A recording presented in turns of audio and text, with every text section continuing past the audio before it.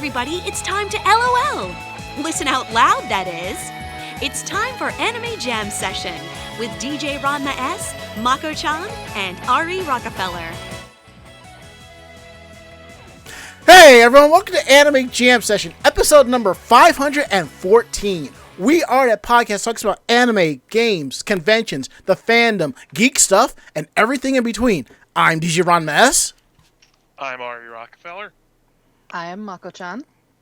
And I'm Ichigami. And it feels good to have the whole gang back together again. Yep. Doesn't that feel good? Don't you just want to hug yourself? Okay, I realize none of you are buying it, so we're just going to move right along. So, how is everybody doing tonight? I see we've got some new emotes in the chat. Yeah, I see some Buddy Christ and some Taco Tuesdays. I can go for a taco. Yeah, I might have had to. I might have had to subscribe to Jason Mewes just for his. Gotcha. Yeah. I see nothing. I see nothing wrong with that. Naga naga nooch. I see nothing wrong with that. Oh man, I love you guys. I love you guys. Okay, we are live tonight, week of September 7th, 2021, right here on Twitch TV. We are here live Tuesdays from 9:30 to 11 Eastern Daylight Time. You can follow us here at Twitch TV/Anime Jam Session, where you'll find a couple of prior week's episodes on here as well. And we're also part of the Voice of Geeks Network, located at vognetwork.com. And they also stream here on Twitch. You can find them at Twitch TV/VogNetwork, kicking things off on Sundays with the Bobby Blackwolf Show starting at 8, followed by Orange Lounge Radio at 9. And big props, Ichigo with the band hammer on the ready. I'm glad somebody's there. Is that a bot? Yeah, I just ran a script that banned like over 400,000 bots. Took over 12 hours, so yeah. Yep. The hate raids are real, y'all. I banned over 450,000 bots and blocked 30,000 plus. So it's a lot of work, guys. I believe it. So it's crazy. So, anywho, kicking things off, let's talk about how everyone's weekend day was. So, Ari, how was your week? How was your day? And welcome back, my friend. Thanks. Well, it was really boring the past week. I mean, last week, this time, I got my tax-free check from work, paycheck, which I didn't mention because there was more important things to worry about. But I just have to be a lot more discerning with my money, since I'm not going to get paid the full amount for being technically on disability at work. Stop beeping. But it's still, I think, like 85% or something like that. Okay. But there is good news about. That's good. When I what do you call? Like earlier this morning, I got I finally got the clear. I finally got the all clear from medical at my job to go back to work.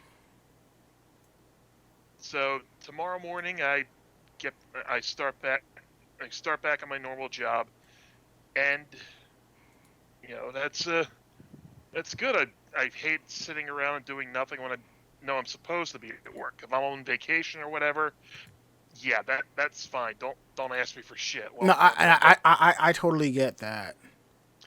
I just hate not being able to do anything.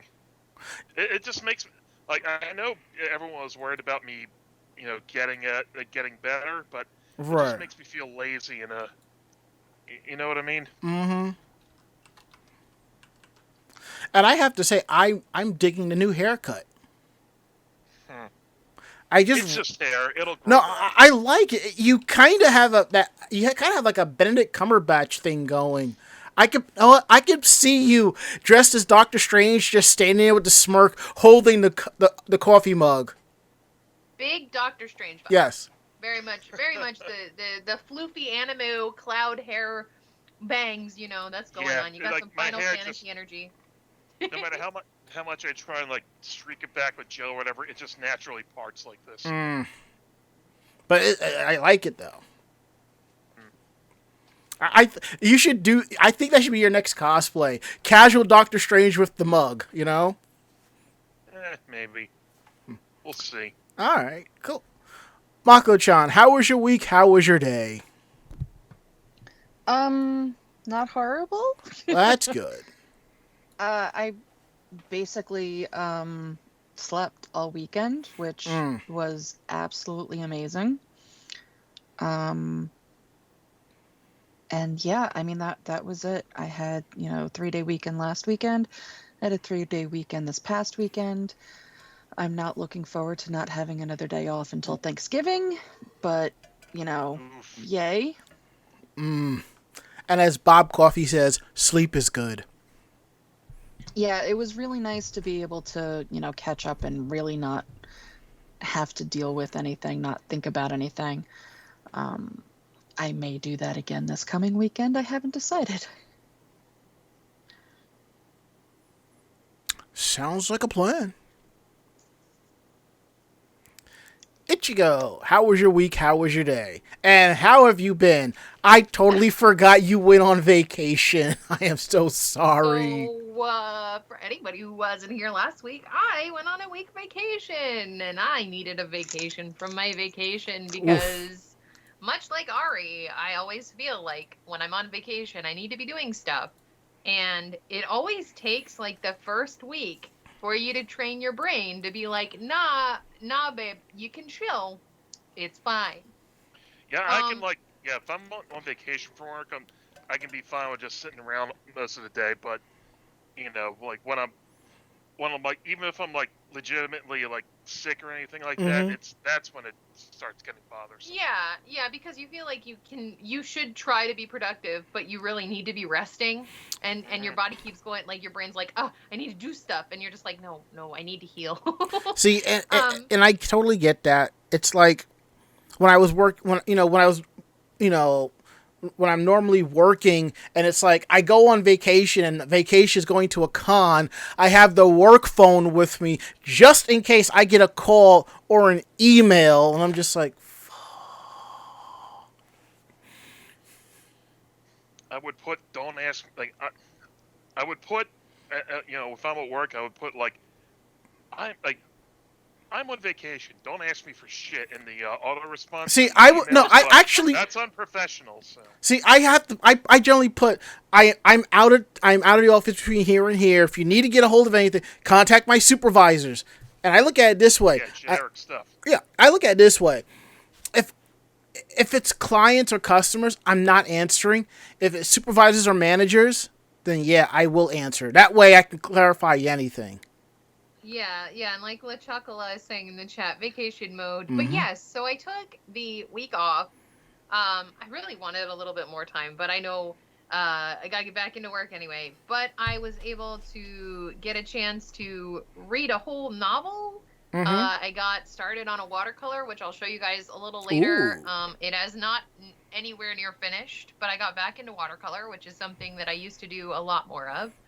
And I ended up getting a chance to make a few garments for myself, and I also got a lot of pictures and video and all that fun stuff while I was out. There was a really cool private garden. It was like the Elizabeth Garden, so it had been built for Queen Elizabeth, and it had a really cool statue, and it had a bunch of really pretty flowers and stuff, and a lot of fountains and statuary and things like that. And it was really, really cool. So I got a bunch of videos, a bunch of photos to edit, all that kind of stuff to do. And I'm just seeing like the chaos in the chat right now. Everybody's talking about work-life balance and everything. Yeah, work, honestly, what I was dealing with was actually like mentally detrimental burnout to the point where it was bad. Which now I'm finding out that I need to make sure that I'm making time for myself away from work. I basically hadn't taken time away from work in the last 2 years that we've been in the panini. Relatively, and it's because I don't just like wake up and work. I'm in my house, which is my work, but I am also the keeper of the house, which means that even when I'm not at work, I'm at work. You know what? I can kind of picture, you getting up, going downstairs, fixing breakfast. Your hubs comes down. You're having breakfast. You're talking about life, whatever, reading the newspaper. He goes off to work, and then I see you go off to your woman cave, because I don't want to call it a man cave. I see you going off into your cave. We call it a Maho cave. All right, into your into your Maho cave, Maho cave. And I just see you flip the sign that says, instead of closed, it says open, and at the bottom, enter at your own risk. Yeah, right? No, and that's the problem, is that I literally I don't have a healthy work-life balance. And part You're of that is likely to catch a flying soda. Look, I'm gonna tell you this now, and a couple of people in the chat can probably agree with me on this.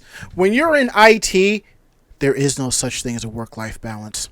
Yeah, because you're on call all the time. That's how it was for me, even in the textile industry. I was the go-to person for the vendors. I was the go-to person for the companies, the manufacturers, for customers, and you were always on call. So I've never really learned a healthy work-life balance, and I know a lot of our chatters here. I appreciate you. You are appreciated. Please take care of yourself. Please make sure that you do not have the work-life balance of Ichigo, because it is very unhealthy. Yes, and if anybody's having an adult beverage right now, please have a second shot for Ichigo here. She deserves it. Yeah, so I'm learning that I need to take time away sometimes, and that my company, my berry bunch, is very sweet and wholesome, and they welcome me back with warm and big mental hug arms, and I just really appreciate that. So thank you for anybody in the berry bunch who did show up for stream today. It was such a warm and wholesome welcome back, and I'm so happy that we were able to return on such a strong note. Mm-hmm. So thank you so much for that. I really appreciate you guys. Oh, yes, definitely, because we love you, Ichigo. Know that. Know it to be true. All right. So my weekend day has been the same as it's always been, except that what's interesting is if you live in New York, if you go onto the Department of Labor's website, you can connect to a site called Coursera, where they do all of these courses. Some of you may have heard of it through your normal jobs, but what it is, there's a bunch of free courses in there from everything. So I went looking through it a while back, and there was this Google IT certification. I'm like, I can do this shit in my sleep, okay? So I decided to sit down and do it. I open it up, and it says, welcome to basically the day one of your 6-week course. I'm just like, oh, they don't know me very well. So there I am, slogging through this course. It's like, whatever. Here comes the quiz. Okay, this. Hit submit, 100%. Okay, let's move on. I do the test. Final score on the test, 93. Whatever, let's keep it going. So basically, I knocked out a 6-week course in about 2 days, because I was just taking my time with this. And I'm like, I'm done. But then I realized there are 4 more courses, and I have been working on them since last week, and it's just, they're asking me all this asinine questions and teaching me stuff that I don't know anymore, because you don't need to know this stuff in IT, because a lot of what they teach about the bare bones stuff, you'll never have to touch.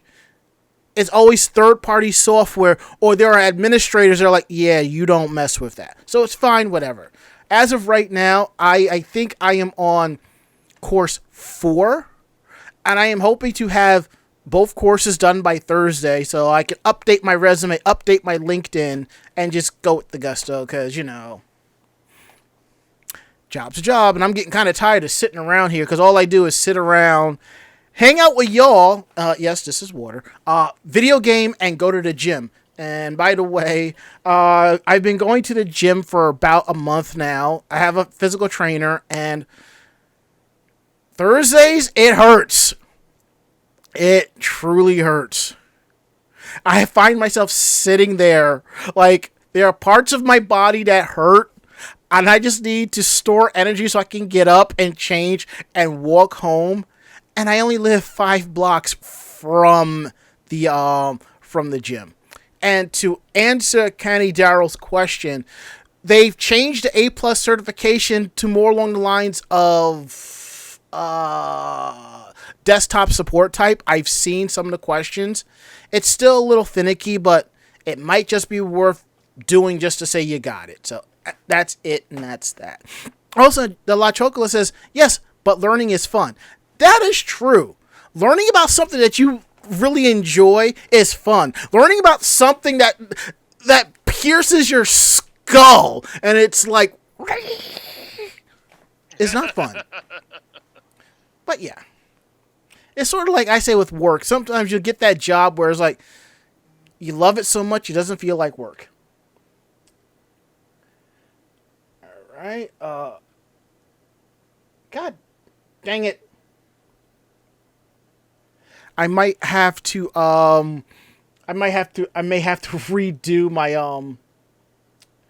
my tablet here because it has decided not to reload the page. So I'm like, will you get on with it already? Come on. All right, there we go. Advance to the next. There we go. All right, so we got some housekeeping notes here. Don't forget, every episode of Anime Jam Session is available on YouTube, starting at Thursdays at 12 noon. You can find it at youtube.com/Anime Jam Session. Click on the playlist, podcast VODs, and you'll find the episodes there. And don't forget to show some support for the VOD Network at their pro shop at vognetwork.com/shop. We don't have a shirt up there yet. I just keep forgetting to submit something so that they can post a shirt for us. So we will also have our own shop soon. I just got to actually remember to get around to doing it. I have plenty of ideas for you, too. I know you do. I know you do. Hold on.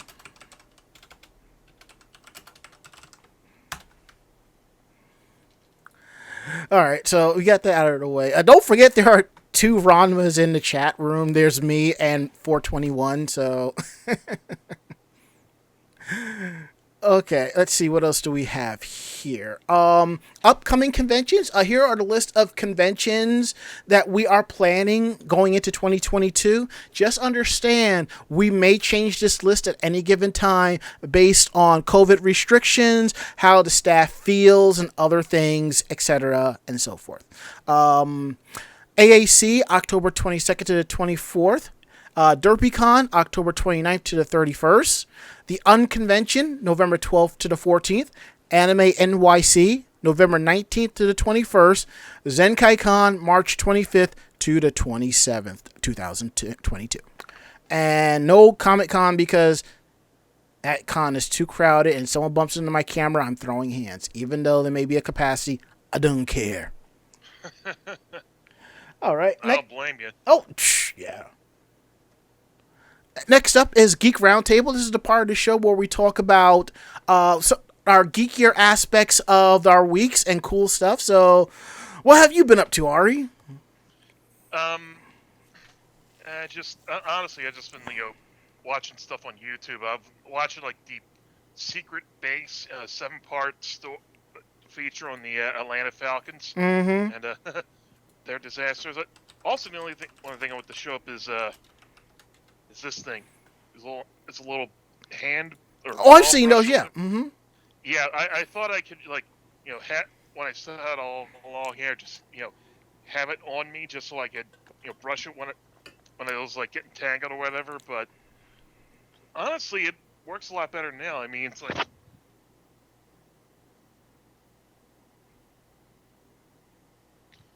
these things came in a 6-pack of them. I still have 5 I haven't used. But yeah, I know that's lame, but I haven't been doing a whole lot. Sorry. It's all good in the hood. Alright, Mako-chan. Is this a Chibi Gojira we see here? Yes. Alright. So, while out at Mitsuya, last weekend. We went into a store, and not only did I get socks, because yay, socks, but I also found little blind bags for Godzilla. And for those of you that don't know, I am a fan of Godzilla. And then the fact that one of the quote unquote mystery characters is Mothra, and Mothra is my favorite. But I ended up with the 1984 version of Godzilla, and it's a little keychain, and he's fucking adorable. And yeah, so I have a little mini Godzilla now. That's Cool. precious. It's adorable, and I kind of want the whole set, but I really want Mothra. And I can't even feel through the bag because this one, like, they have the little cardboard in there now. Yeah. But it's only on, 3 sides, so one side you could still feel through. But because there is another moth type creature in here, I can't even feel for the wings and hope that I get Mothra because it might be Batra. Ah. And I would be very upset because I would want Mothra. See, that reminds me, like, I used to hang out with a bunch of cosplayers, and we would go to Kinokuniya, back during when it was all about Love Live. So they would buy a bunch of blind bags, and they would feel the bags and be like, oh, this is Nozomi. Oh, this is Ellie. Oh, this is Maki. And I'm just looking at them like, They're feeling up those bags a little too much. no, it's not that. It's more like, how do you open it up? And they were correct. I think that's part of the reason why they put that. I actually was able to do that with the My Little Pony blind bags. Yeah. I didn't have anything around them, and you could tell by the hair, and whether it had a horn or not, whether it had wings or not, so you could get a decent idea of what you were going to open just by feeling through the bag. And that's when they started getting smart and putting the cardboard in there. And the La Chocola says, I do the same with the Sailor Moon ones, to be honest. Yeah.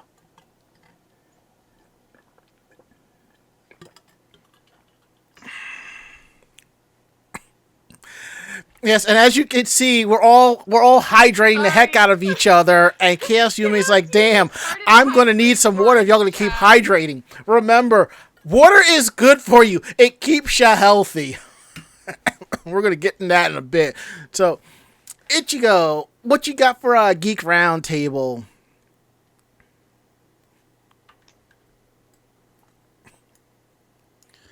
I'm sorry. I'm over here. I'm over here being bad. I'm sorry. God. I'm shooting water shots at people, man. That's just how it goes. Okay. Anyway, yeah. So, I was gone. And while I was gone, I both started on a watercolor. I read a novel and all this other stuff. But the watercolor that I began, I share with you the magical thing.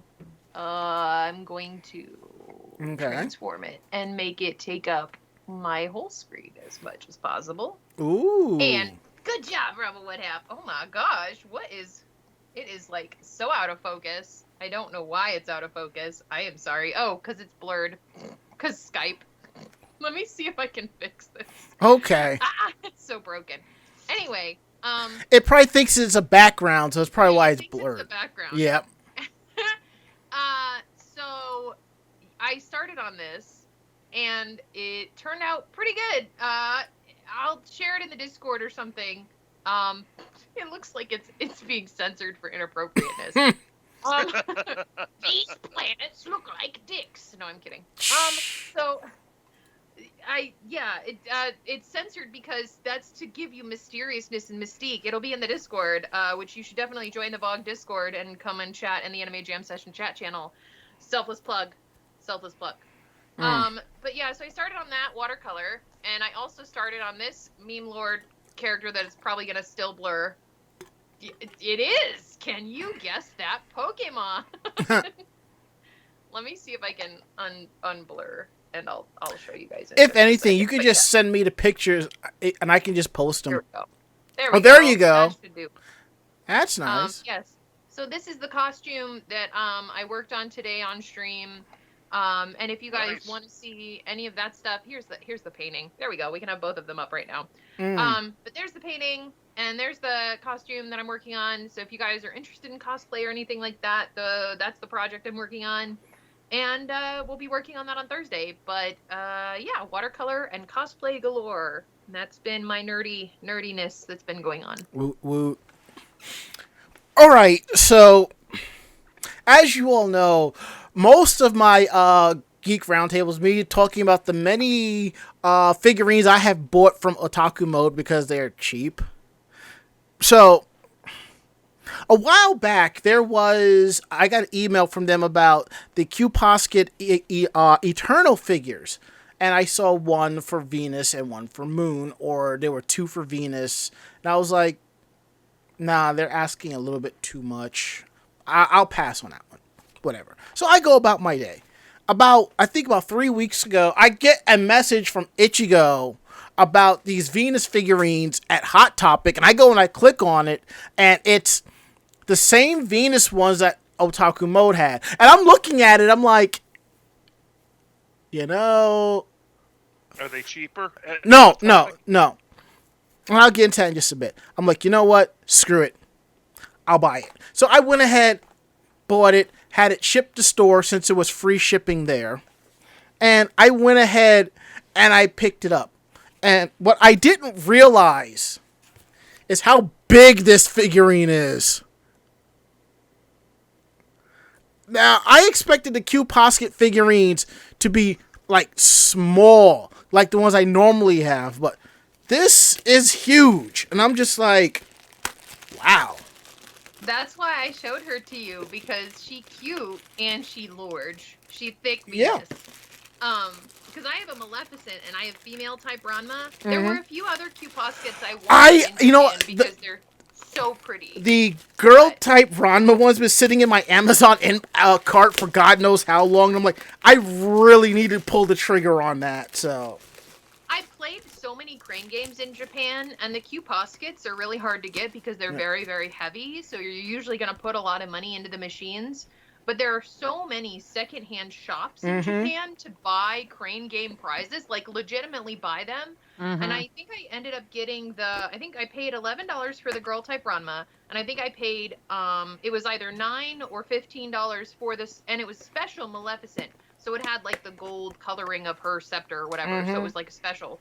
But it was really, really like cool, and it was fun to play crane games, but it was nice to know that I could still get the ones I wanted. But yeah, I was surprised that Hot Topic had Q-Poskets at all, but I guess I shouldn't be. Yep. Well, here it is. I have to assemble it. Yeah, the inside of that thing is like 2/3 cardboard. She's sort of like Mami Tomoe from Madoka. She kind of lost her head. But yeah. I'm going to assemble this later. And then I have to find a space for her in my official Sailor Venus shrine, because I basically have no more space left. And I have another Venus figurine behind me that I talked about a couple of weeks ago that I need to put out there. Good Lord. Let's go into the chat room here real quick. Cherry Blossom's like, you and Minako, I swear. This coming from the diehard Utena fangirl, you shouldn't talk. So. And I've stopped playing the Ascent for a while because I'm stuck in one area, so I started playing this other game from Devolver Digital late last night. It's kind of fun, but yeah. But let's go ahead and get into our show for tonight, which is probably half the reason why y'all are here. Yeah, I was gonna say. And I appreciate that. So, I think I need to get the music ready. So, if it'll, all right, come on. 3, 2, 1, let's jam. Da-da-da-da-da-da-da-da. All right, you Cowboy Bebop meme lords and meme ladies and meme non-binaries like myself. All right, I am ready to jam. Let's go. I hope that you are too, because the live-action Cowboy Bebop series is Wait. getting... No! Go? Oh, wait, what? We're going over the convention first. No! I wanted the... No. I wanted... You'll get your chance. You'll get your chance. My But Bebop energy is very high. I'm very excited. and I don't blame you. But we're going to talk about the Puchi Con 2021 COVID fallout. And if you were here last week, me and Mako, we talked about the con and how it's just, long story short, it's not really worth your money going. Even with friends, it's not worth it. Now, I'm sitting here at my desk in a group chat. So one of my friends, a cosplay friend of mine, pings me with a screenshot of somebody's Instagram that they were at Puchi Con and have to go get tested for COVID. And I'm just like, son of a bitch.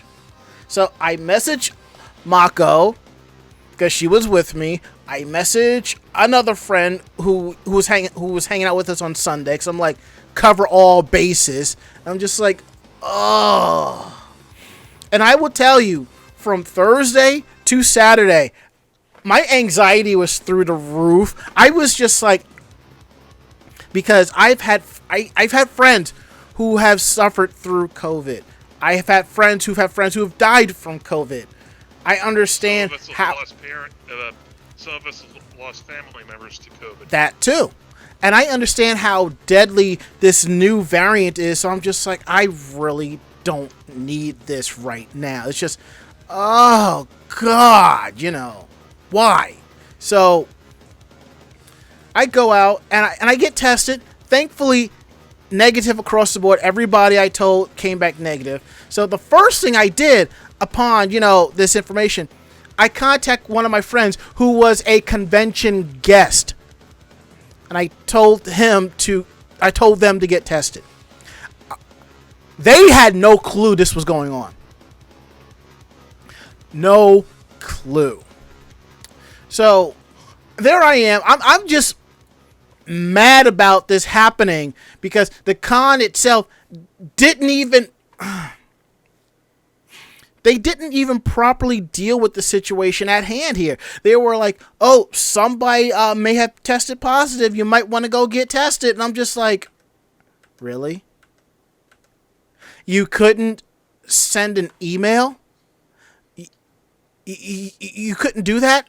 They couldn't send an email to anybody about what was going on. What they did was they posted on their Instagram. Then they posted on their Facebook page. Somebody saw it on the Facebook page and posted it to the Facebook group. You would think there would have been more people upset about this, but there wasn't. And they basically said somebody tested positive, so you want to go get tested. Saturday, they post an update saying, good news, that person has not tested positive for it's not positive, they were negative, they got their full test. You should go get tested and all this and all of that. And the person that's making these posts, they're just like, oh, they're just all happy and cheery about this. I'm like, how the hell can you be so cheery about something like this? Now, as somebody who runs an organization, as you can see, who has worked with conventions in the past and businesses, if I was running a convention and somebody told me that they may have tested positive for COVID, first thing I would have done was sent an email to staffers, congoers, and guests telling them that somebody may or may not have been tested positive for COVID. We are advising everybody to go get tested, so on and so forth. It would have been a lot more professional than that.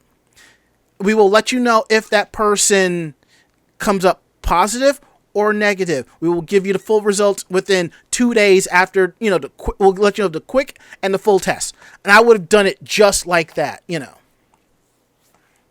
Now, as you can see, everybody on this show can validate, my stress levels was kind of through the roof. My anxiety went through the roof. And I'm just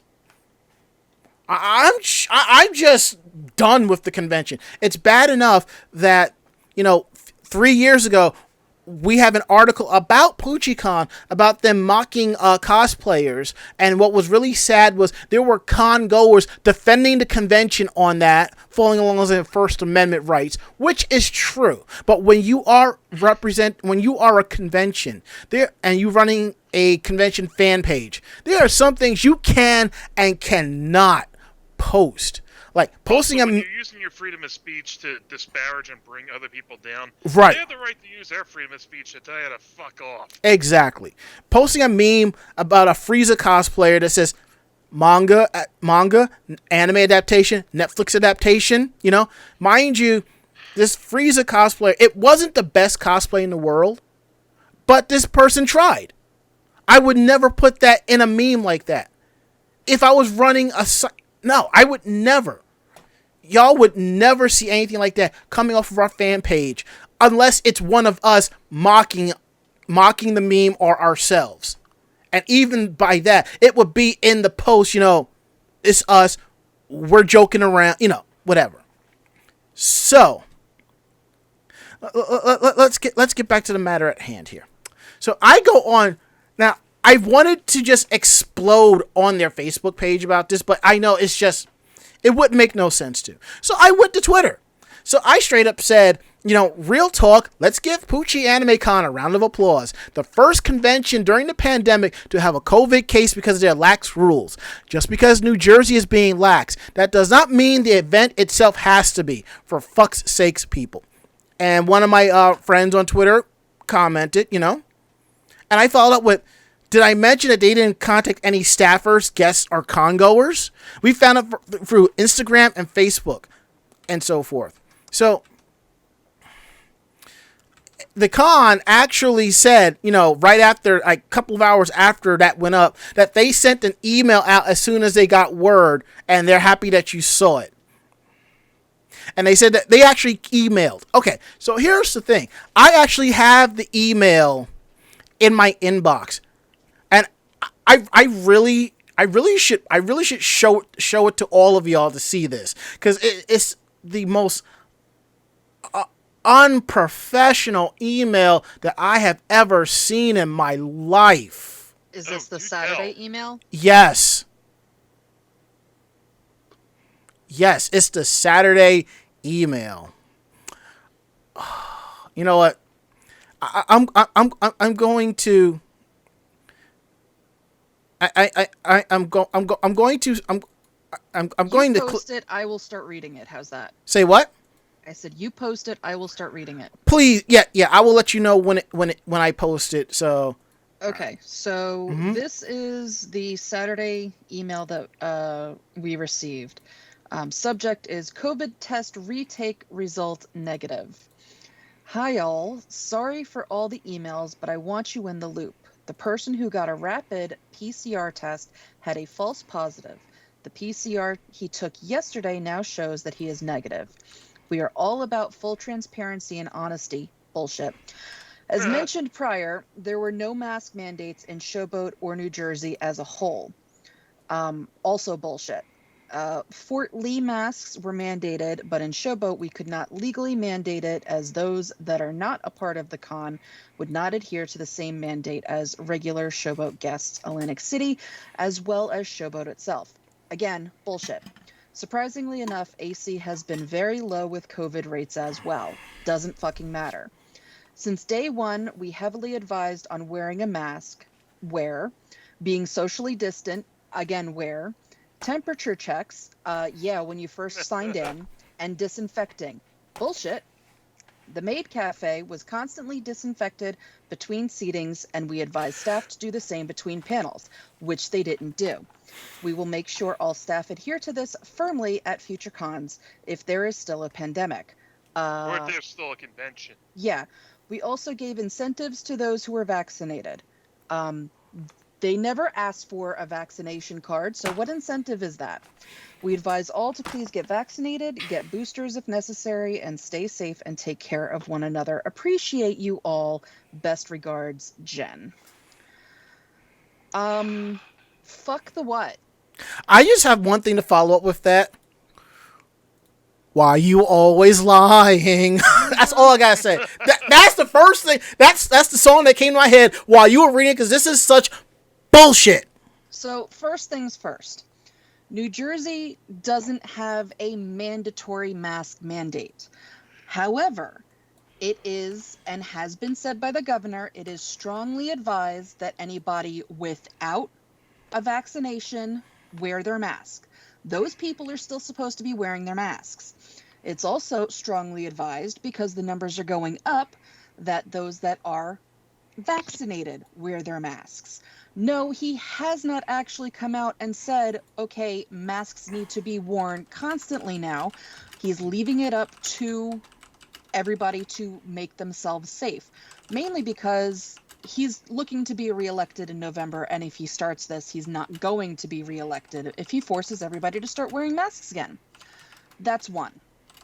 Two, just because the hotel doesn't have a mask mandate does not mean that the areas that the convention is in, that you are supposed to be, because they didn't do it, that you are supposed to be checked to make sure that you have a badge.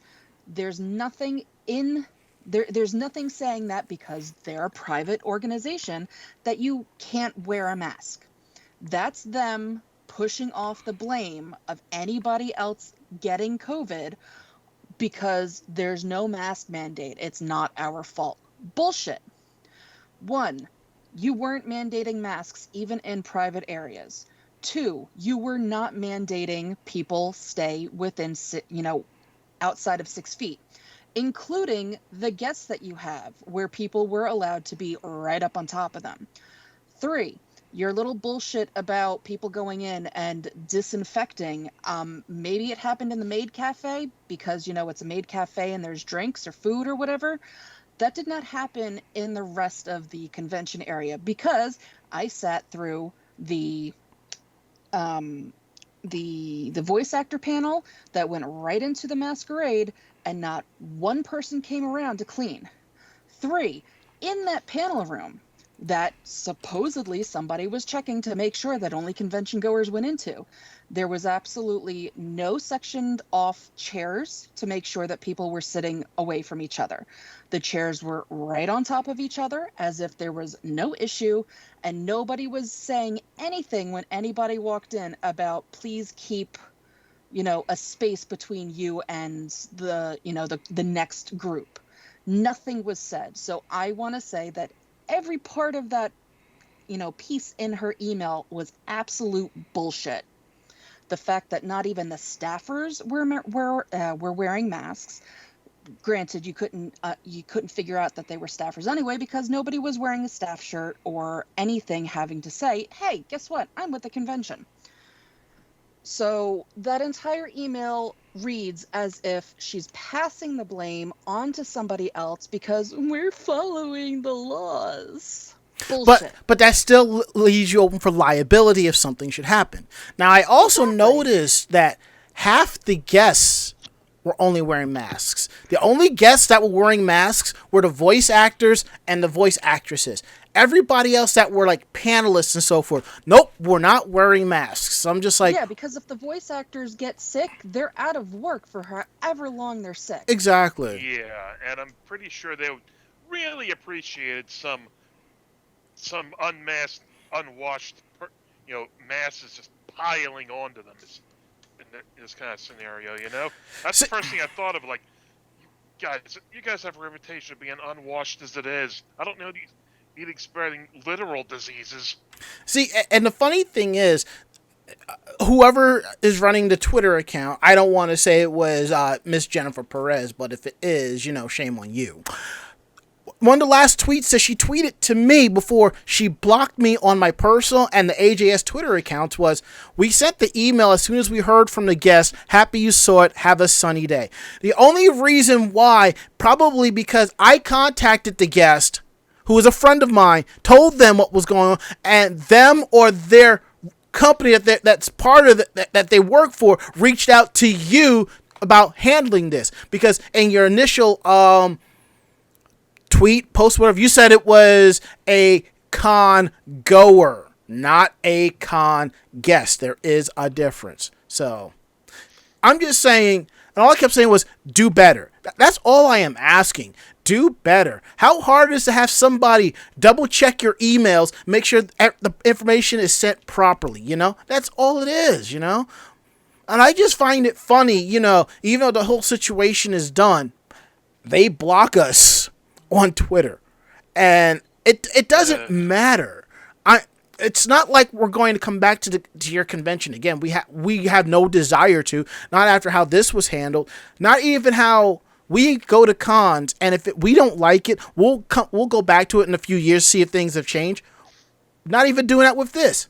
No, if this is how you run your conventions, God forbid how you run your maid cafe. And as it was said to me, Mako, you remember Kotori Con? Yes. It seems that Jennifer was trying to run an after party for that convention a couple of years back. I don't remember I don't know where the location was, but it was basically 2 hours away from the convention. Oh my God. If you travel 2 hours, no, I will not travel 2 hours for an after party. No. Not even if $20 is all you can drink. No. It's not worth it. Not worth the cash, the time, the gas. No, absolutely not. And between this and from what other people that I know that have worked with her and have told me how sus and shisty she is, I wash my hands of the whole situation. And again, this falls back to, how does in 2 months your convention badges shoot up from $39 to $69? All right, that's really shisty. I can see it going up to $59, yeah, but no, $69, no, whatever. The only way I would ever step back into this convention, if they were to ever get Romiko Takahashi or anybody that worked on Ranma 1/2. As if they could afford that. Right. Hell, that is a pretty big carrot to dangle. Yeah. Hell, I had to reach out to one of the guests via Twitter and tell them to get tested, because I don't follow them on any other socials and I don't know them that well. And I hope that person went and got tested. And Ron 421 says, this con sounds like a complete disorganized mess, basically. And GNR Brick 1 says, some cons have required makes but not required vax cards. Basically, like, cons are now requiring that. And if you noticed, something happened at Dragon Con. Now there's conflicting stories about that. As it was originally reported, the person found out they had COVID, they tested positive, they packed up their stuff and left. And I'm hearing another story where the person was there the full time of the convention, knowing they had COVID and not caring. And now another friend of mine, Luna Lady of Light Cosplay, told me there was a small convention out by where she is where someone tested positive for COVID. It's just... No, I think conventions came back too early. And Yep. again, if it wasn't for going and hanging out with a friend, I never would have gone. Exactly. I have no plans to go to any conventions the rest of the year, which sucks because, there are a lot of good conventions coming up. The only thing I have planned is, Pokemon Go is actually redoing their safaris that had to be canceled. So I will be going to Philly the weekend of Halloween at some point. But it's an outside event, so I don't have to be up against people. I don't have to, worry that somebody is going to be in the same room or something like that and have COVID. You know, I can be socially distanced outside and not have to worry about it, and then drink my ass off in a hotel later. And as Questbuster says, suddenly it's like let me know when you get there, so because that sounds like a fun time. Well, I know me and AJ are going. As So, as Questbuster says, suddenly it's like the liar scene from The Princess Bride had come in pointing at that email. There you go. There you go.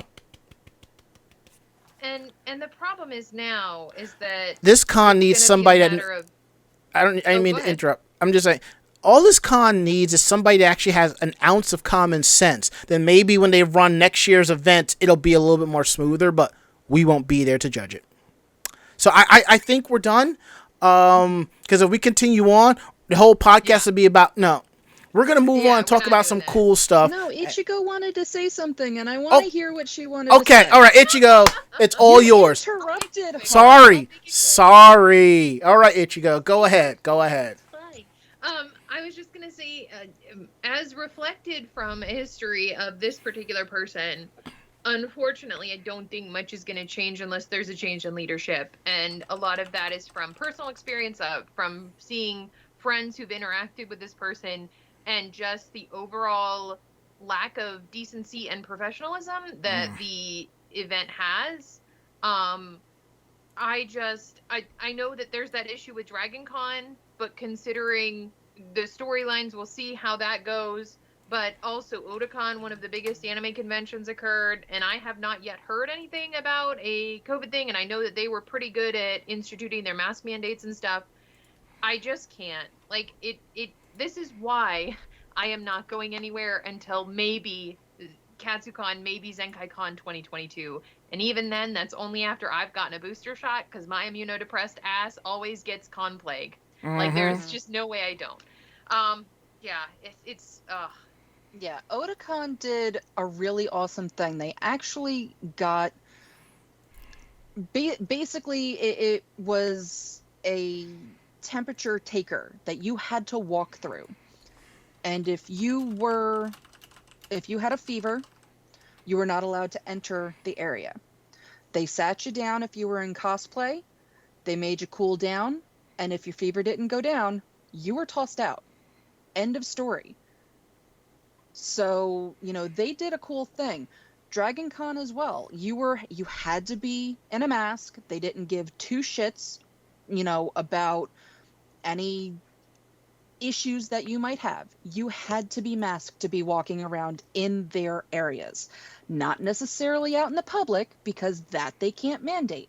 But if you were in the hotels that they had for the weekend, if you were in a convention space, you had to be away from people. I know some of the Gen Cons, when meeting people at their table to sign things, they had plexiglass with a little space at the bottom for you to send things through so that it could be signed and for them to send it back to you. And like that's a bag teller almost. right. Yep. Right. That's exactly what it was. And if you wanted a picture, the guest was behind the plexiglass, you were in front of the plexiglass, and that's how the picture was taken. And God forbid if your camera has a flash, it completely blurs Right. out the guest. that And reminds then me of how the even- Mona Lisa is. And then even for the actual meet and greets, there was plexiglass. You wanted a picture, that was fine. And Dragon Con did this, and one of the Gen Cons did this. There was plexiglass between the person getting the picture and the guest, so you didn't have to worry about a mask. You had to wear a mask the entire time going up in the line. You had to wear a mask until right before the picture, and then you could take the mask off, and that was, and then put it back on once it was done.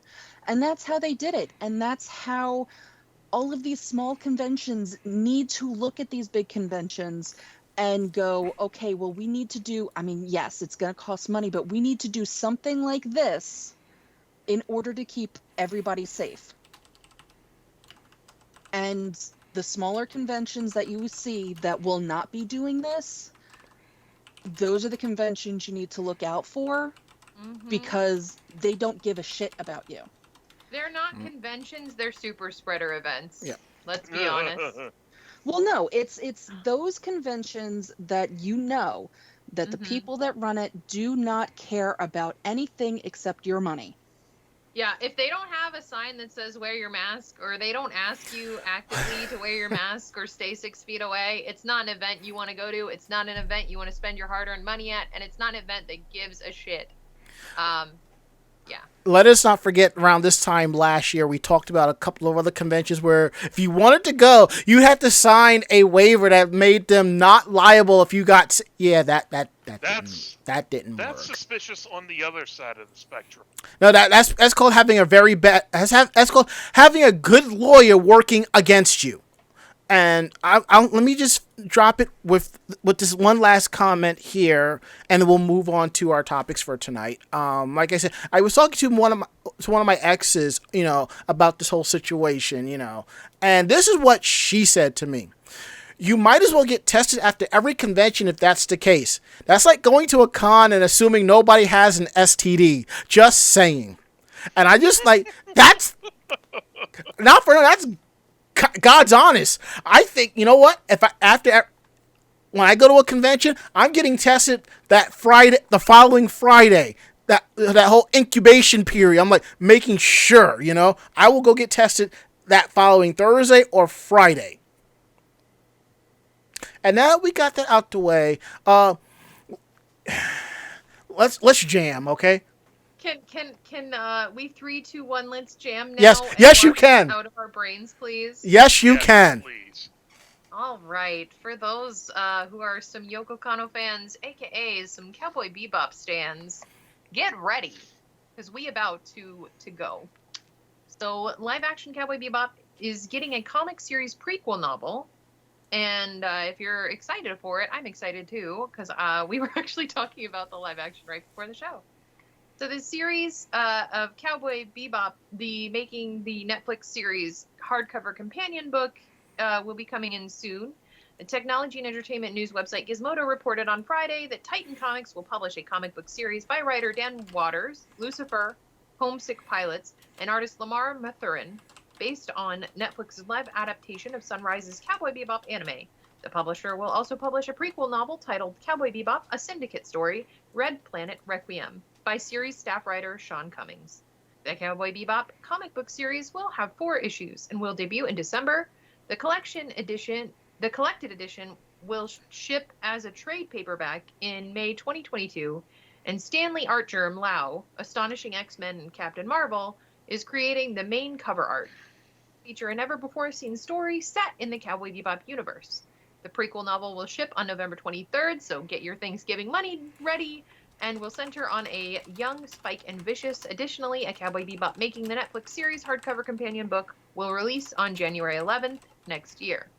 Netflix's live-action adaptation of Cowboy Bebop's anime will premiere on November 19th, and the series stars John Cho as Spike Spiegel, Mustafa Shakir as Jet, Daniela Pineda as Faye, Alex Hassel as Vicious, and Alina Satine as Julia.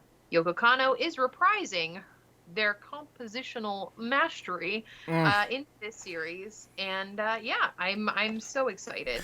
Me too. No mention on Ed anywhere? An ad? Ed. Radical Ed. Unfortunately, the storyline is supposed to end before they meet up with Ed, so we won't be able to see that. But I know that I think, are going to be looking at adding another season in the future. I think since this is kind of the tester / like the first part, if it goes well, I think they'll probably add on. But as far as I know, unfortunately, we will not get to see our lovely Edward Wong Hao Pello to rescue the Fifth and her lovely tomato. It's like, I figure with the live action, they're going to expand the stuff in the anime. So an anime episode is 22 minutes, which will translate to like 45 minutes live action. So I'm looking forward to that. It's sort of like what they did with Kakegurui. It's like each episode was almost an hour. They went into more detail than anime. And again, I understand people do not like Faye's new look. I'm kind of iffy, but at the same time, I embrace it because I knew going in there's going to be changes in the live action, and I kind of like how it looks. So I think it's going to work out. Never expect a one-to-one transliteration when it comes to live action. So I was gonna say, no person, while it is sometimes very rarely like happening, no person has anime proportions. K. I could counter with there is an anime out there. Situations. Yep.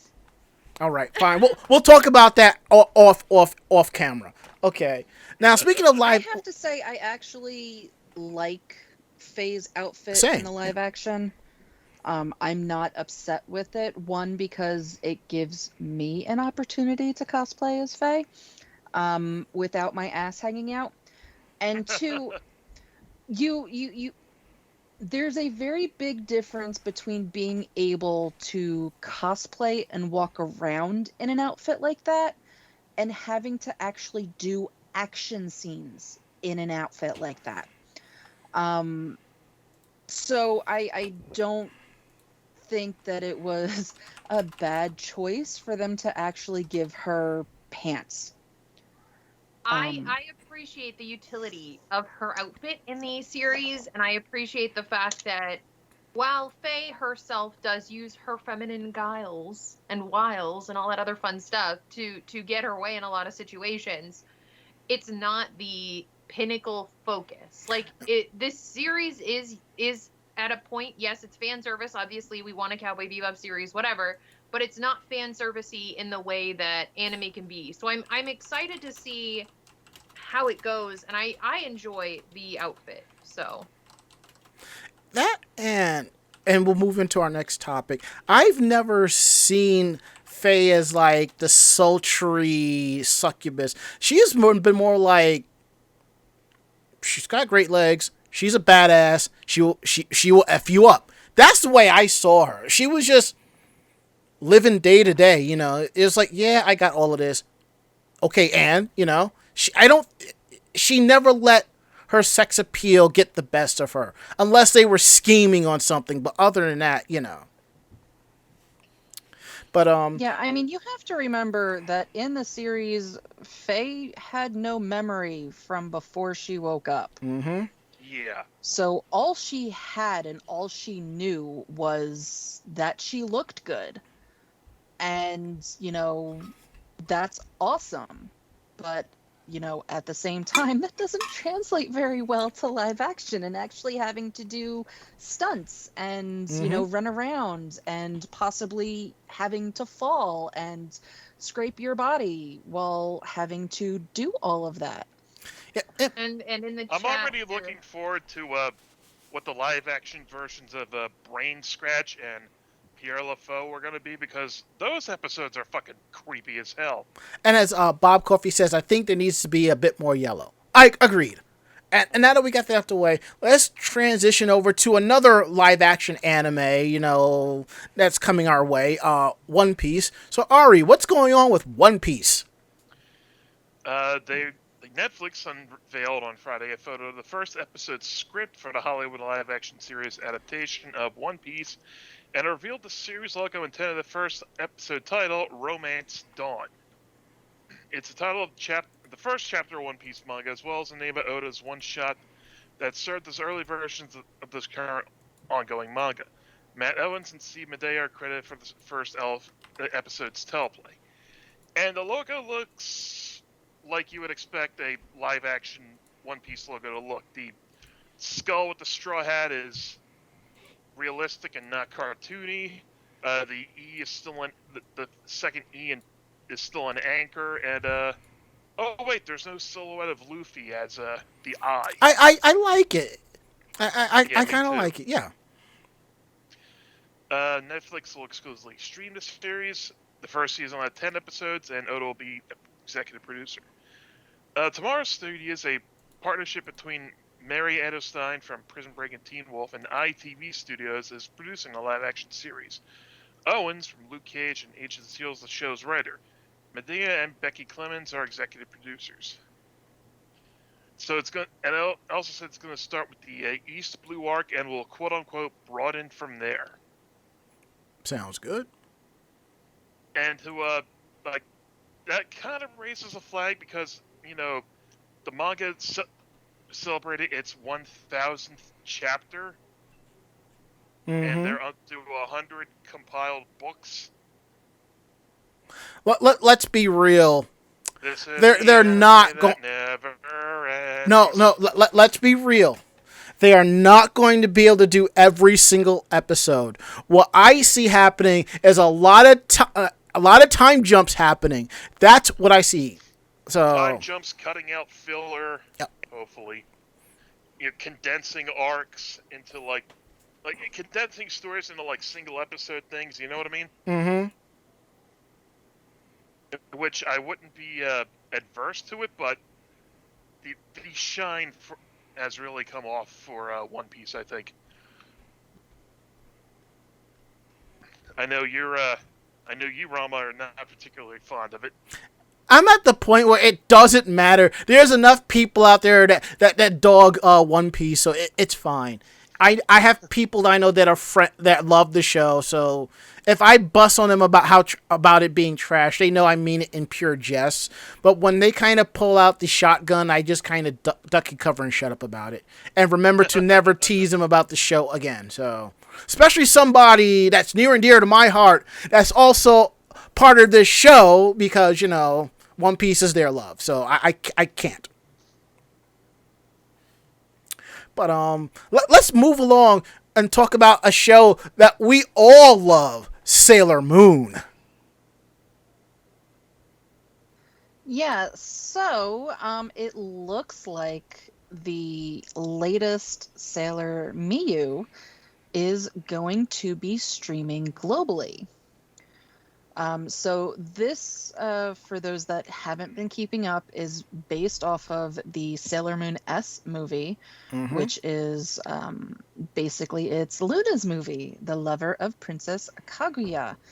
And it's one of the first times that you actually get to see Luna as, Luna in a musical, but also you get to see human Luna in the musical. And this actually started on September 3rd. The show was originally slated for last summer, but was postponed due to COVID. And this is actually pretty cool that the first show, which was the 3rd, and the last show, which is the 12th, those performances are going to be live streamed through the Streaming Plus streaming service to audience in Japan. Later, it will be available to international audience through Globe Coding. Globe Coding introduces itself on its website as a high-quality internet video streaming service based on distribution technology and quality cultivated through live viewing video streaming for movie theaters and an understanding of on-site stage production environments. Further details such as ticket prices and scheduling will be announced soon. Part of the dress rehearsal videos are actually available on the web. So I know that Ichigo has posted the link for the article in the chat. At the bottom of the article, you will see a couple of videos, and that is the dress rehearsal. And then it does give a very beautiful photo of all of the characters, including human Luna, and you get all of the Senshi, plus Cat Luna. It's actually a really well done visually.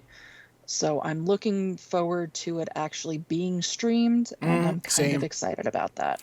I'm definitely looking forward to this. I can't wait. Plus, you can watch it from the comfort of our home. Unlike the first time when we got up in cosplay and saw it in the theaters and 2 feet of snow. Things no, it was fandoms. Yeah, no, it wasn't 2 feet of snow. It had snowed the day before. Right. But having to take that trek to North Jersey sucked. Yeah. Because it was like one theater in all of the state that was showing it. Trek. Trek? Oh, Yeah. Shrek. And if you think about it, that's no different from a lot of times when like Funimation or Sony or puts an anime film in theaters. New York City. Oh, there are 5 different theaters that you can easily go to. Every other state, 1. Well, Occasionally you'll get lucky with like the fandom events things. No. I'm not talking about fandom events because most anime films are not released through them. So yeah, Funimation for the most part has a decent, I guess, repertoire of theaters in their lineup.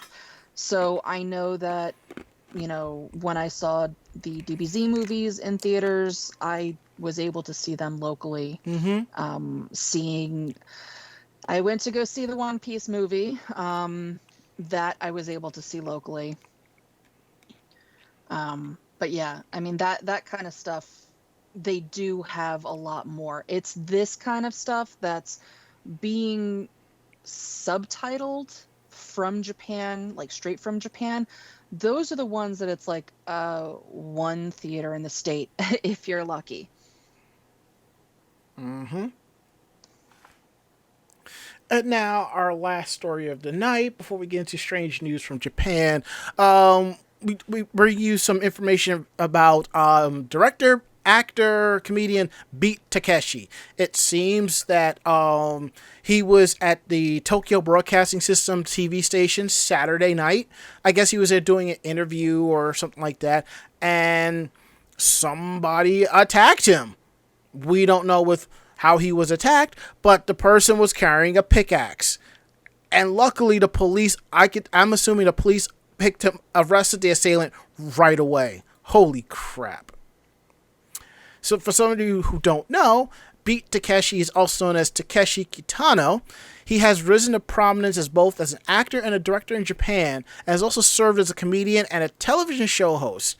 Kitano has directed such films as Hanabi, Zatoichi, Boiling Point, Outrage, Ryuzo, and The Seven Henchmen. He starred in DreamWorks and Paramount's live-action Ghost in the Shell film. And back in 2016, the Academy of Motion Picture Arts and Sciences extended an invitation to the director, and he more recently guest starred in the final episode of the TV anime of Yuji Moritaka's and Keiji Adachi's Gurazeni baseball manga back in 2018. The French government awarded Kitano with the Legion of Honor, known as the Ordre National de la Légion d'Honneur, the highest French order of merit for military and civilian merits, back in October 2016. He then received the Francis Commandeur Decoration, the Ordre des Arts et des Lettres, better known as the Order of Arts and Letters, in 2010. The Commandier is the highest recognition in the Order of Arts and Letters, followed by the Officer and Chevalier. The Order of Arts and Letters honors individuals who have contributed in art, literature, and other areas. Now, here is something else about Beat Takeshi. He also has hosted another popular show that we have watched on TV, but it was under a different name. In Japan, it was called Takeshi's Castle. In the US, it was called MXC. Most Extreme Elimination Challenge with a hilarious gag dub, I'll say. So, one way or another, we've kind of know who Beat Takeshi is. I know him because he created a video game. Yeah, I read up on that. It was like, it got very poor ratings in Japan. It was, strangely difficult and obtuse just for the sake of being fucking weird. Like, you watch people's Let's Plays of it, and it's pretty much, one path to rule them all. You have to do everything in a certain sequence because, the most famous, the review I've seen of it the most is the one JonTron did. And when he got to the ending, he was so disappointed that he actually wrote a letter to Beat Takeshi asking him, what the fuck? Did he get a response? No, the video ends there. Okay. Alright, now that we got that out of the way, we're going to do the part of the show that y'all really look forward to. Meanwhile, in Japan. So let's see what we got here. I'll take the fourth one. I will take the second one. I'll take. Oh, okay. I'll take the first one. All Okay, right. so that means I have the third one? Yes, you do. Oh, goody. All right, Ari, take it away. A man fakes being Vietnamese to get out while pointing a knife at a convenience store worker to rob her. One night this past May, a man dressed in a ski cap, mask, and a leather jacket walked into a family mart in the town of Kani Aichi Prefecture. He walked up to the register where the store's 27-year-old manager was working, pointed a knife, and said, "I'm Vietnamese. Money, money." The attempt was unsuccessful, with the man running away without detaining any cash, and the manager thankfully unharmed. Still, no one likes getting, a knife waved at him while they're just trying to do their job. And following an investigation, police have caught the would-be robber, a 21-year-old man named Yuto Watanabe, who was admitted to the charges. He's not actually Vietnamese. He's a Japanese citizen and apparently thought that declaring himself to be Vietnamese, he could throw any post-robbery investigation off his tracks. It's deplorable and even more poorly implemented. While there are, of course, cultural differences between people of different nations, nowhere on earth will you find a country whose people verbally announce their nationality when trying to knock over a convenience store. And in trying to sell his act, Watanabe used broken Japanese in order to make himself sound less like a native speaker. The unnatural use of the jibun instead of watashi to mean I is often seen in entertainment media to make a speaker sound more foreign, since the exact reason watashi is more natural is this case is a matter of somewhat subtle nuance that's a little tricky to explain in concrete terms. That's Japanese honorifics for you.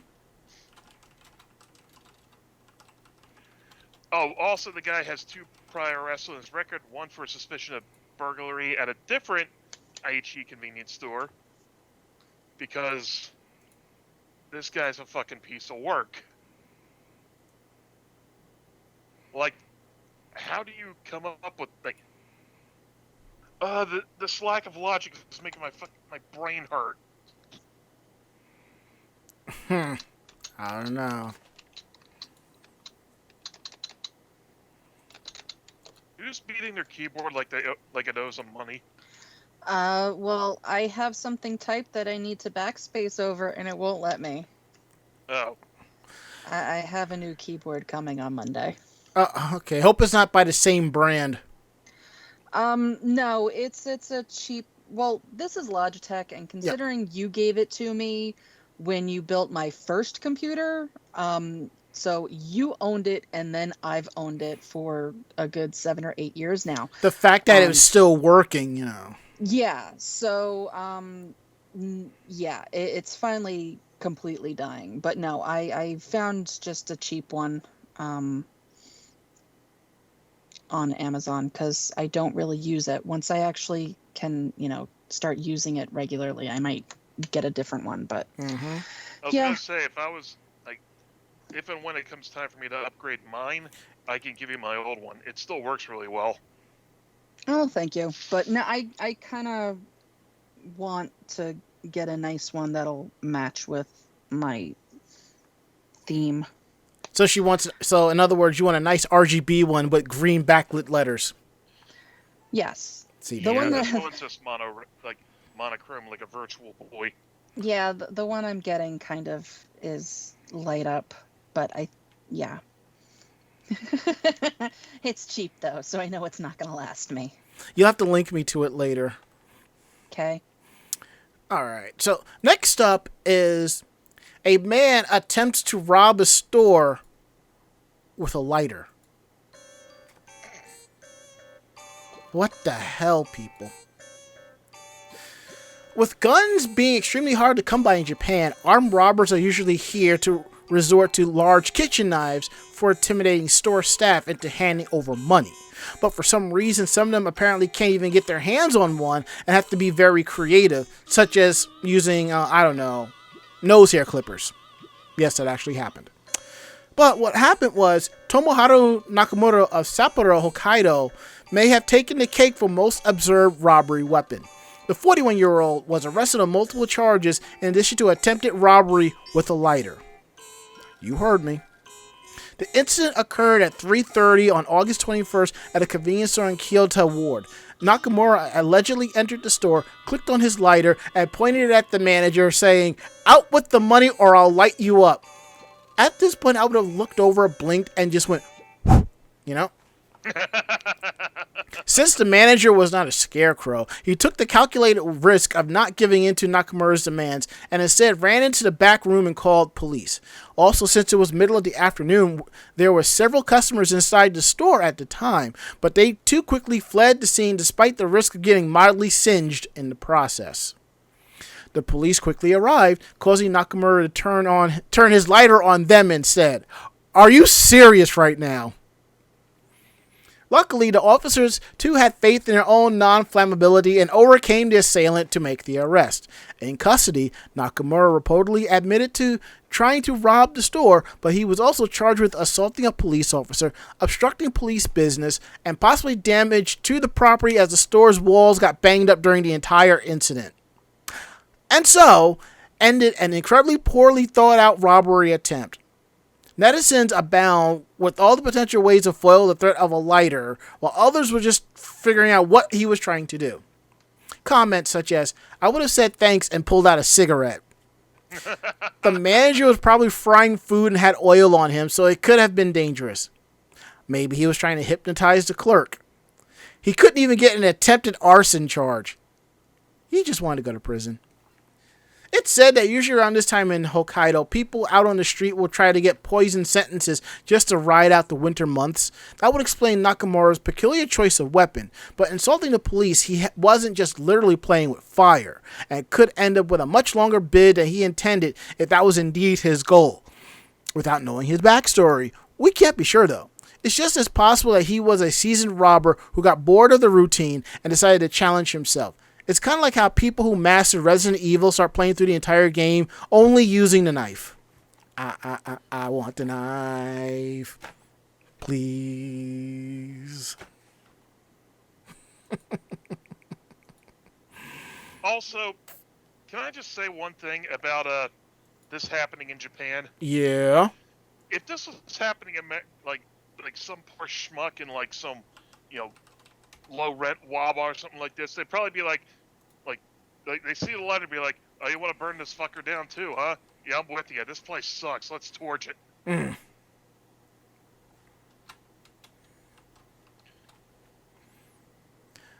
That's wow.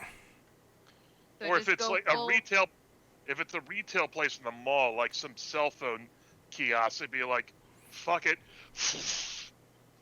I was gonna say, just go full Office Space on it, pull the swing line stapler, and bounce. And as Bob Coffee says, in America, that dude would have gotten a beat down on the quick. Yes, he would have. If it was in some bodega in New York City, oh God, there'd be nothing left of him except a stain on the pavement. No, they would just been staring at him because most bodegas have the plexiglass up. So. Oh. All right. Moving on. What else do we have here? Oh my. Oh my. Oh God. Yeah. Thirsty? Please don't. During the hot summer, Japan's wide variety of drinks from vending machines is a godsend. They have everything, whether you're craving a can of dashi fish broth or drinking something out of a mayonnaise jar. One drink that you will not find in Japan's vending machine, however, is urine. Unfortunately, that's what nearly happened to one woman in Hyogo Prefecture's Kobe City on July 28th and August 2nd, when she opened the office refrigerator to find her drink bottle had been tampered with by somebody putting pee into it. The woman regularly kept her drinks in the fridge, so when she went to get the bottle, she noticed that something was off about its color and smell. After reporting it to her company and having an inner office investigation carried out, it was found out that a man had been seen carrying around her bottle earlier. When questioned, the man confessed, saying that he did it because he liked her. The suspect in question was a 24-year-old unemployed man who had done temp work at the same company as the woman. His affections were one-sided, and after he was arrested under charges of stalking on August 27th, he was fired from his position. According to police, the suspect admitted to the charges, saying, "I definitely put urine in her drink bottle." However, he also claims that he has no memory of August 2nd. Why he would admit to the crime on one day, but not the other, is not clear, but the one thing that we're thankful for is that on both days, the woman did not drink any of the liquid or put her mouth on the bottle. Japanese netizens were uniformly disgusted. "I picked drink bottles in my office's fridge, so I'm gonna be careful from here on. I'm always shocked at the new levels of depravity some guys are capable of. I don't understand what he hoped would happen. Wasn't there someone who put their saliva in someone's drink too?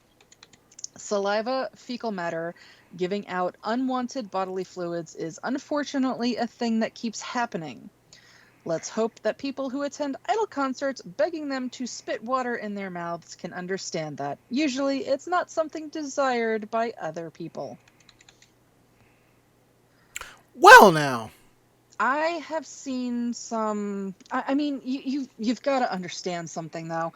I mean, we're talking about a culture that lovers are supposed to exchange their pubic hair as a form of affection. So, There's also been situations like White Day, where girls will include their blood in the chocolate that they return to their quote-unquote crush. There's also just a lot of situations. It's not cool. And in the middle of a panini, especially not cool. Well, as Gina Brick once says, you're in luck then.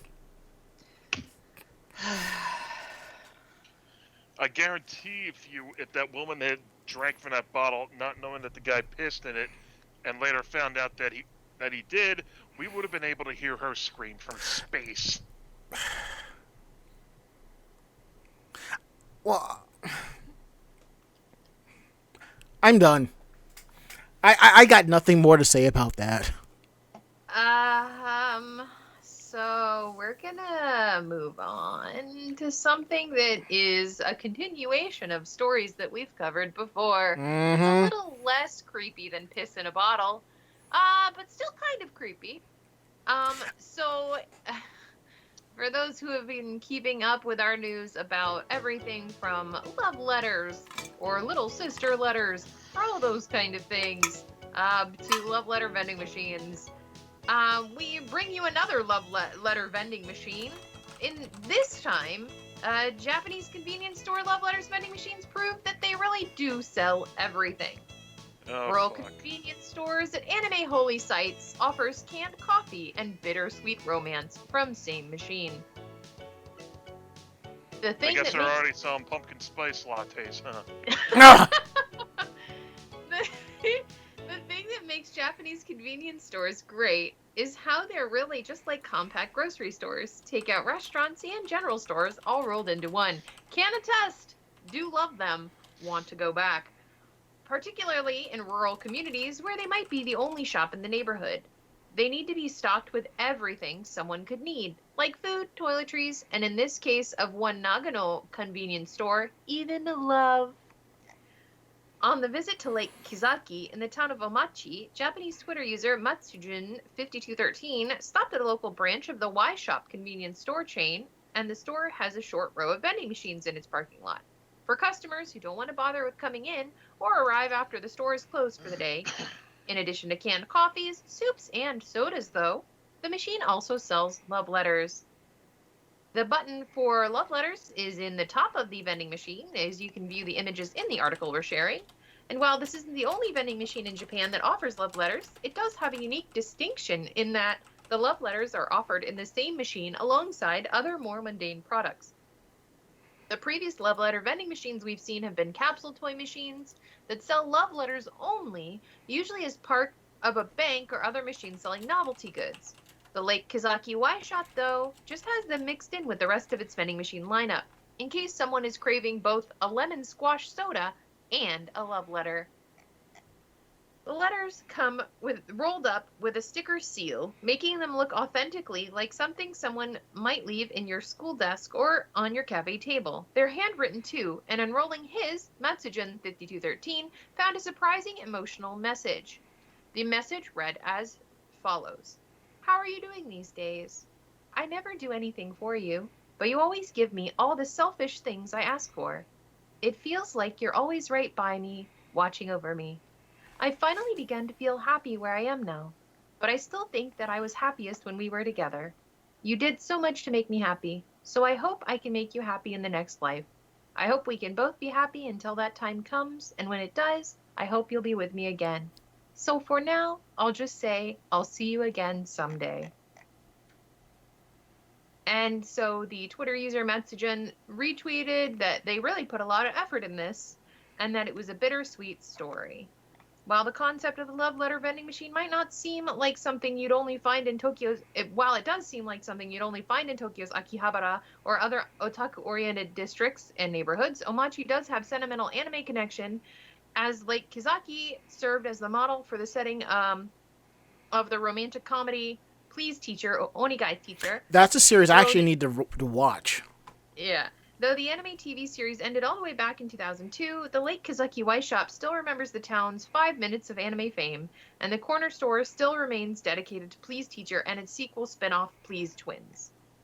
The impetus for the machine, though, isn't necessarily anime-related, and the store owner simply thought that getting a love letter makes people happy, and they thought that it would be nice if they could give people that feeling. It also mentions that a workshop of writers composes them. They started selling the letters 3 years ago, and the Twitter user stopped at the store specifically to buy one. Unfortunately, on the day he arrived, the machine was being repaired. He was able to purchase one directly from the staff, though, so if you find yourself looking for love in all the Lake Kizaki places, it seems like you can get your hands on a love letter if you're truly looking for one. But yeah, so...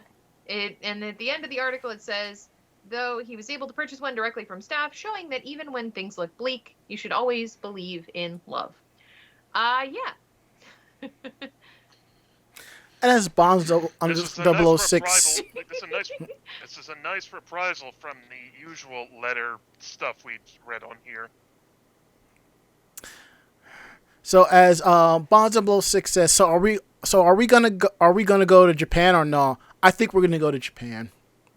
But we will wait till they open the border, because let's be real. The sheer number of weebs that were buying cheap tickets last year thinking that they were going to go to Japan was just ridiculous.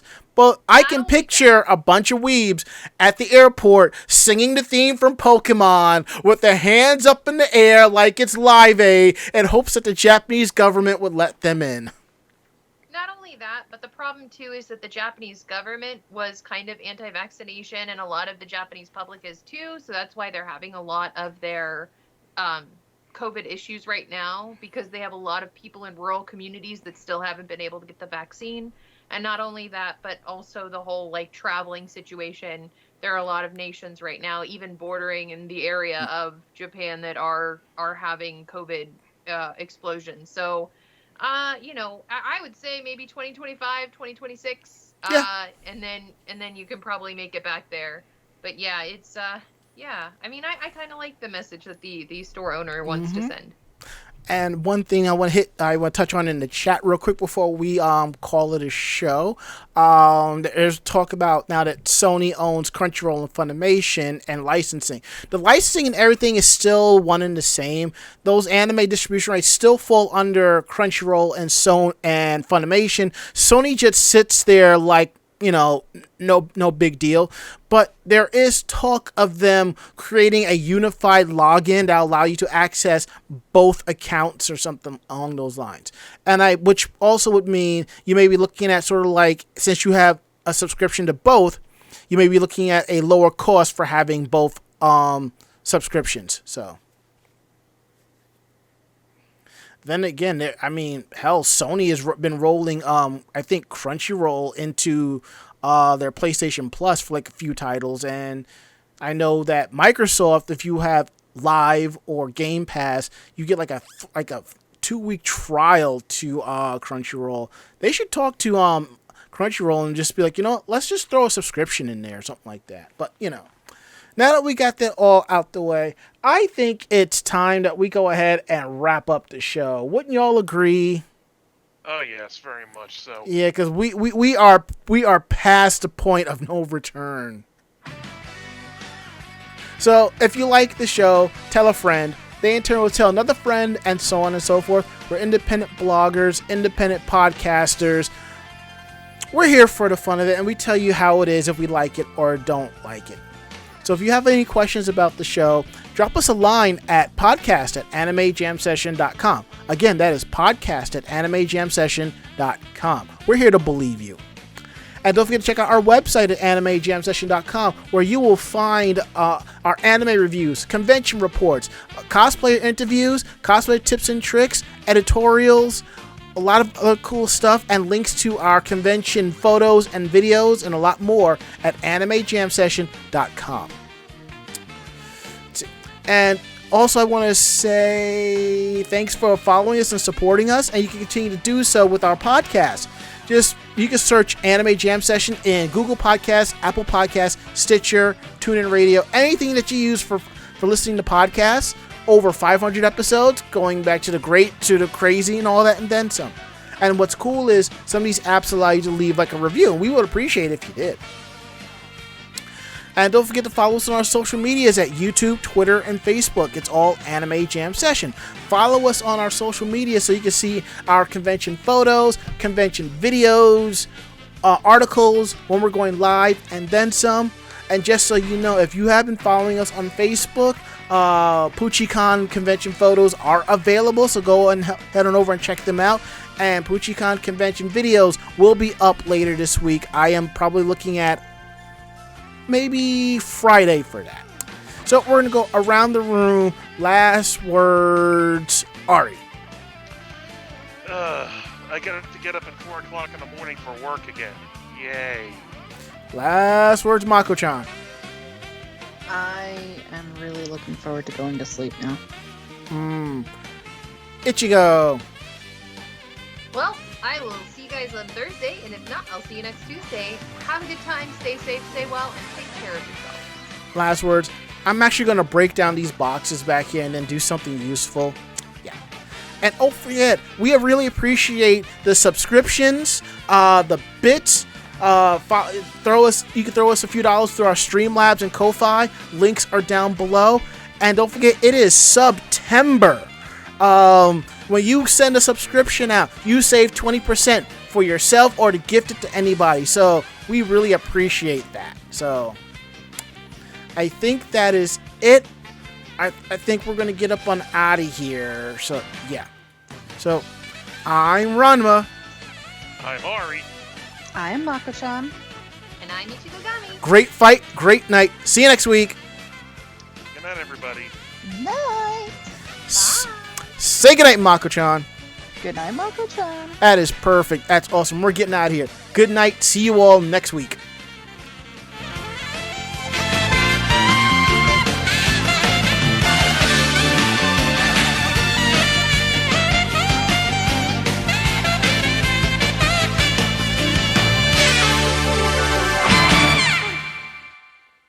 This podcast has been a production of Anime Jam Session and AJS Productions. No fanboys and fangirls were hurt, maimed, shot, electrocuted, or pistol whipped in this episode. For now. The views, opinions, and thoughts expressed on the show do not reflect the staff or the network as a whole. But we're still right, damn it! For transcripts of this episode, start typing. Check us out at animejamsession.com and VogNetwork.com for more information about us and other programming. じゃあまたね!